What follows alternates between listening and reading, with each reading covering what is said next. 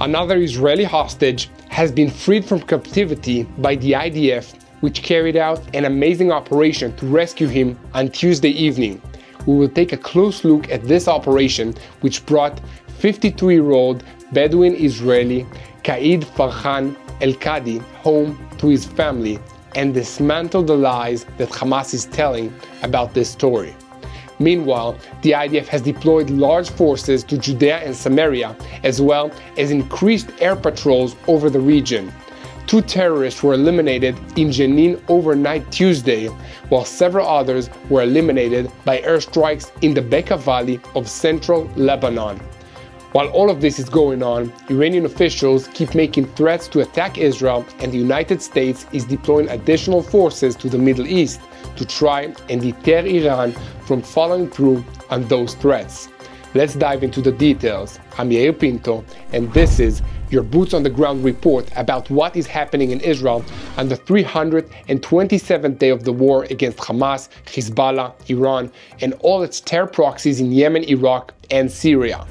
We start today's report with the wonderful news that our prayers for the hostages are not in vain. On Tuesday evening, forces of the 401st Armored Brigade provided an operational umbrella for the elite Shayetet 13 unit and the Ya'alam Combat Engineering Unit as they were scanning a tunnel following intelligence information provided by the Shin Bet and Amman Israeli agencies that they located 53-year-old Qaid Farhan Alkadi alive. Father of 11, Qaid worked as a guard at a packing house in Kibbutz Magen, from where he was kidnapped on October 7th of last year by Hamas terrorists. The tunnel that he was being held in was part of a network that the IDF has learned to enter and move through very carefully, as Hamas loves to leave booby traps and explosives behind every hinged door and around every corner. This is the scene that you can imagine as you think about the IDF troops who are slowly opening this door and then entering this passway where Farhan has been left by his captors, who heard the IDF approaching and decided to abandon their hostage and run away. They quickly brought him out of the tunnel, administered first aid, and put him on a helicopter so he could be brought to a hospital in central Israel for treatment. He was also debriefed by the intelligence forces so that his experiences and observations could be used to try and locate other hostages. It is important to emphasize that the rescue of this man, Qaid Farhan Alkadi, was the result of meticulous search and sweep operations that were being carried out in the Hamas tunnel network under the Gaza Strip. This is a coordinated effort by the Shin Bet, the IDF Combat Engineering Unit Ya'alam, and the Intelligence Division. The forces work together in the field for the benefit of the intelligence extraction with the aim of bringing back dead and alive abductees and destroying the terror infrastructure of Hamas in the Gaza Strip. Prime Minister Benjamin Netanyahu spoke by phone with the rescued abductee, Farhan Alkadi, shortly after his arrival at the hospital. Alkadi is heard saying to Netanyahu greetings in Arabic. He thanked Netanyahu for reaching the point where I can see my family and I am here. You have done a sacred service. The Prime Minister replied, I want you to know that we don't forget anyone, just like we didn't forget you. We are committed to returning everyone without exception. After the rescue, Farhan said, you don't know how much I suffered. You don't know how much they suffer. People I meet are suffering. You have to let them go home. Heartwarming scenes were published by Israeli news portals of his family rushing to the hospital to see him, and he told them about the difficult conditions in which he was held. This included the loneliness he felt and his disconnection from the outside world, and about the fact that he hardly saw sunlight during the entire time that he was held in the Gaza Strip. IDF spokesman Rear Admiral Daniel Hagari said in a speech statement, Today, Israeli Special Forces successfully rescued one of our hostages from Hamas captivity in Gaza. During a complex rescue mission, Qaid Farhan Alkadi from the Bedouin community of Rat, who was kidnapped from Israel by Hamas terrorists during their massacre on October 7th has been rescued. He is alive. He is back home in Israel.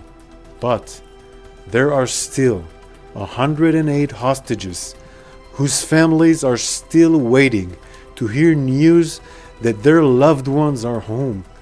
And they should know that we will not rest. We will not rest until we fulfill our mission to bring all our hostages back home. We will pursue the return of our hostages through all means possible. I repeat, through all means possible. Here at TBN Israel, we will continue to report on the issue, and we ask you to help us by sharing our videos on YouTube, subscribing to this YouTube channel, and following us on social media. To stay updated on what is happening in Israel in real time, search for TBN Israel on social media networks, as we have opened an array of real-time reports on what is happening in Israel on the ground. So join us and stay connected.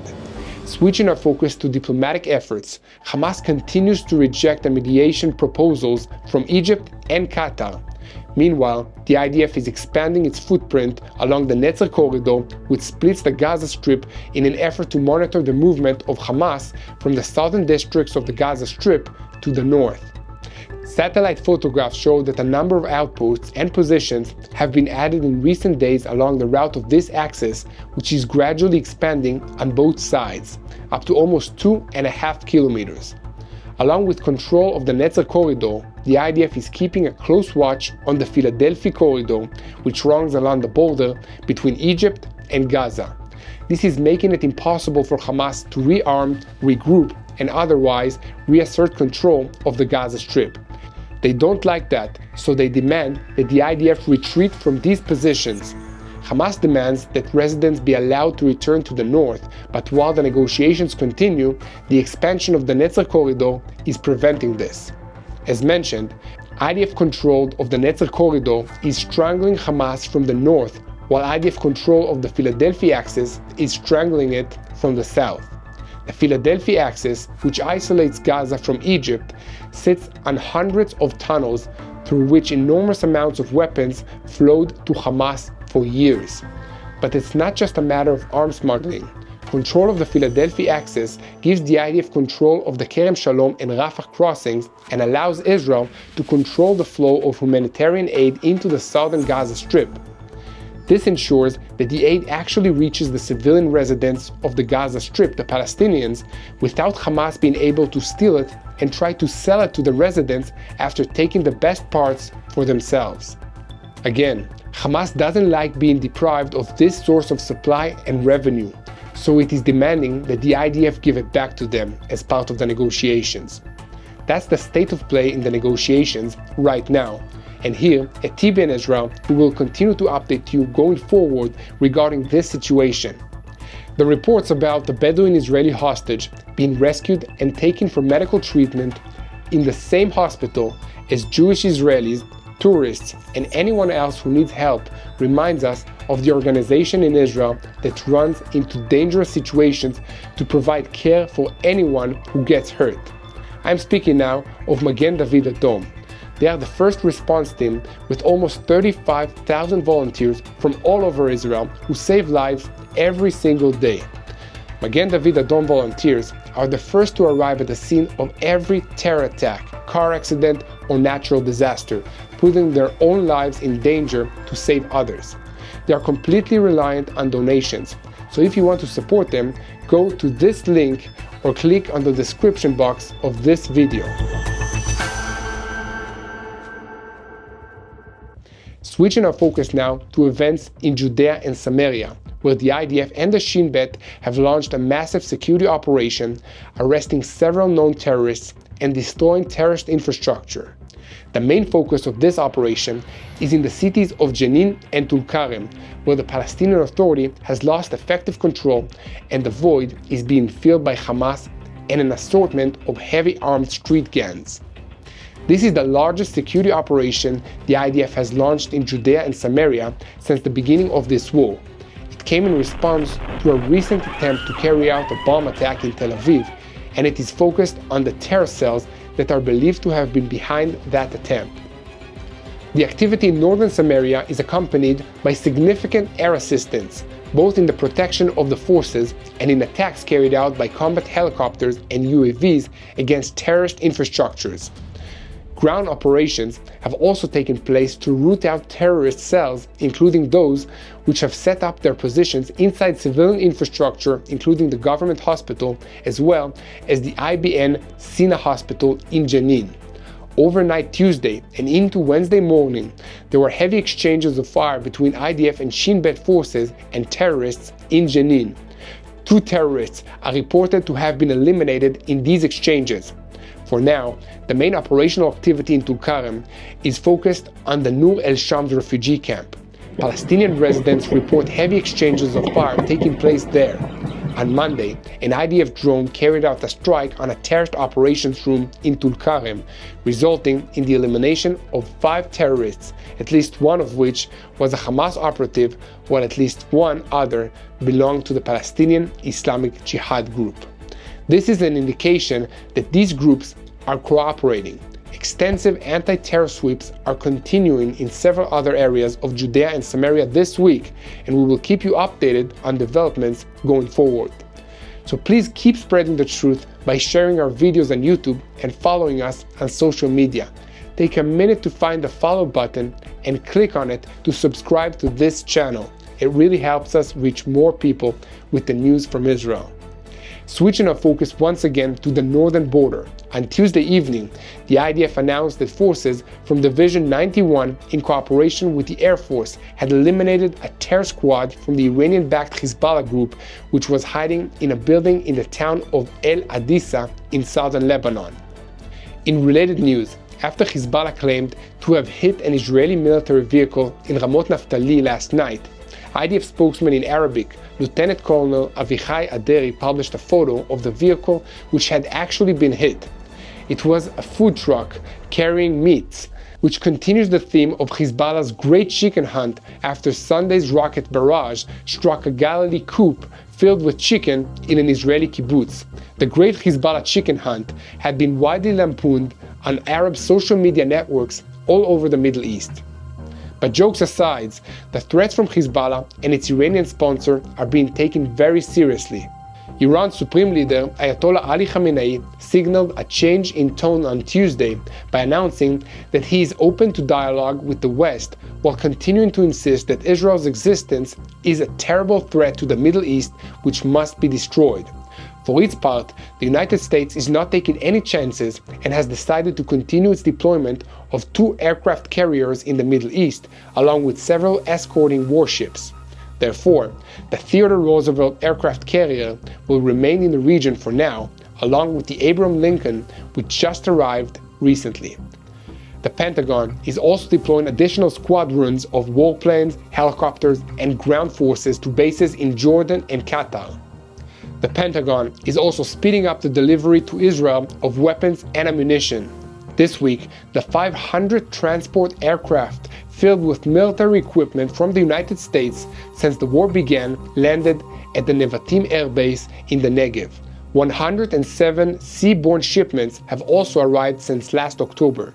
The British military is also increasing its deployment to permanent bases in Jordan and Cyprus, as well as deploying additional warships to the Eastern Mediterranean and the Red Sea.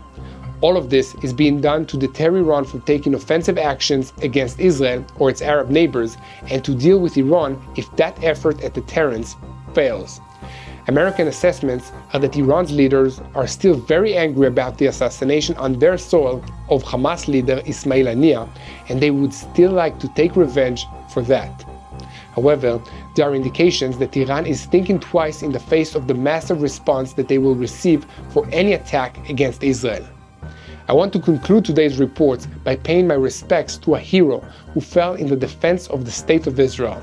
Staff Sergeant Amit Friedman, 19 years of age, from Or Yehuda, fell in a battle on Tuesday in the southern part of the Gaza Strip. We ask you to please pray for his family. And please continue to spread the truth, share, and follow us. But first of all, pray for the resilience of the IDF soldiers. Pray for the safe and speedy return of the hostages. pray for the peace of Israel, the peace of this region, but most importantly, unite in prayer for the peace of Jerusalem. Hello, this is Mati here in Jerusalem with TBN Israel. This is Yair Pinto from TBN Israel here in Jerusalem. TBN Israel is keeping viewers informed with Israel-focused news, culture, and what God is doing in this land. Support TBN Israel today online at tbn.org/Israel. Thank you.